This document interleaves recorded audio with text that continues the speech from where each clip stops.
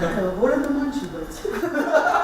Մինչև փոքրիկ Նարեկի ծնվելը 9 տարի առաջ ամուսինն իր երիկամը նվիրել էր կնոջը, Արփիին, որը բուժկենտրոն էր դիմել երիկամի անբավարարությամբ։ Բժիշկները փոխպատվաստման ցուցում էին տվել։ Ամուսինը միանգամից համաձայնել էր իր երիկամը տալ կնոջ կյանքը փրկելու համար, սակայն երիկամի դոնոր դառնալու համար անհրաժեշտ էր արձանագրել կենսաբանական մի շարք կարևոր գործոնների համընկնում, ինչը ամուսինների դեպքում հազվադեպ է պատահում։ Ընտանիքի անդամները չէին կարող տալ, խնդիրներ ունեին։ Եվ տարբեր այսպիսի փնտրտուքների գնացինք Ուկրաինա, գիտենք, որ Հայաստան կատարվում է տվյալ վիրահատություն, այնտեղ էլ խնդիր եղավ, կատարվեց եւ եկանք Հայաստան, ամուսինս ինքնակամը ցանկություն հայտնեց, կատարվեց վիրահատություններ, համընկնում եղավ, շատ զարմանալի էր։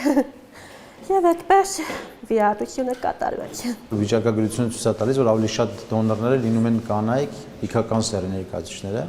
բայց շատ գովելի փաստ էր, որ ամուսինը հանդիսացավ դոնոր եւ ամեն ինչ անցավ շատ լավ, հետվիրահատական ընթացքն էլ ամեն ինչ անցավ շատ լավ։ Փոխպատվաստում ստացած բուժառուները գտնվում են նեֆրոլոգների մշտական հսկողության տակ, քանի որ իմունիտետը փոխպատվաստված հյուսվածքը հաճախ ընկալում է որպես օտար մարմին եւ փորձում պայքարել դրա դեմ։ Քանի որ փոխպատվաստած օրգանը դա պացիենտինը չէ, որևիցե մեկը իր հարազատներից նվիրաբերել է այդ օրգանը, նշանակում է օրգանիզմը կհայտնաբերի, որ դա իր օրգանը չէ եւ կսկսի պայքարել, գրոհել այդ օրգանը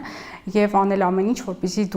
այլևս աշխատանքը դադարի եւ դուրս մղվի օրգանիզմից։ Այդ պատճառով այս պացիենտները մշտապես ստանում են երկոմպոնենտային, այսինքն 3 տարբեր խմբի դեղամիջոցներ, որոնք տարբեր կողմերից ճնշում են իմուն համակարգը։ Փոխպատվաստումից հետո հղիությունը կարող է ռիսկային լինել, ընթանալ բարդություններով, օրինակ արգանդը մեծանալով սեղմի օտար երիկամին կամ իմունիտետը ճնշող դեղորայքի օգտագործման հետևանքով վարակները հեշտ ներթափանցեն օրգանիզմ։ Չնայած դրան Արփին եւ ամուսինը որոշեցին երեխա ունենալ։ Հղիությունը բարդ էր, կինն ուներ սոմատիկ խնդիրներ, բայց երկու բուժկենտրոնի բժիշկների միասնական աշխատանքը դրական արդյունք տվեց։ Փոքրիկ Նարեկն այսօր վազվզում ու խաղում է։ Արփին գնաց այդ ռիսկին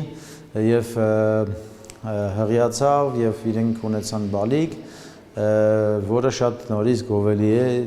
եւ փառքասուն ամեն ինչ լավ անցավ, հաշվի առնելով այն փաստը, որ այո, երբեմն լինում են որոշակի դժվարություններ, փոխպատվաստված երիկամով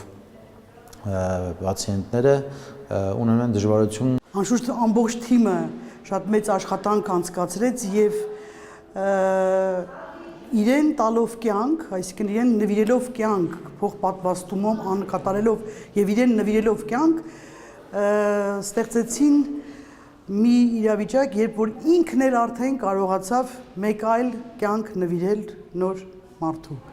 Եվ հաջողեցինք, հասցրեցինք հղիությունը հասուն հղիության ժամկետին